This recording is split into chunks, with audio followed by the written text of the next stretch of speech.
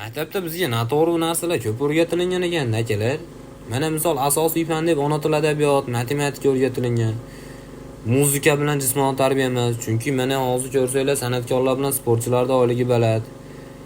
Biologiya fanida o'simlik yeysang yaxshi bo'lasan derdi. Bittasidan ham o'simlik ekuvdi. Hozir 8 yilga kesilib ketdi. Matematika fanida o'qituvchim doim aytardi, shu misolda ishlashni o'rganib qo'ying. Doim umringda kalkulyator oldingda bo'lmaydi deb. Yo'q, kalkulyator doim oldimda. Tangens bilan kotangens hali ham ishlatmadim o'qishga kirgan bo'lsam ham. Hozirgi kichkinalarga men hayron qolaman. Kiber sportga e'tibor berilyapti akalar. Tushunyapsizlar, kiber sportga.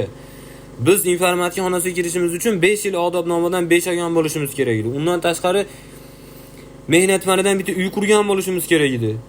O'shunda ham olib kirardi, ikkita sinfda ham olib kirardi, 8 ta kompyuter bo'lardi, 3 tasi ishlar edi.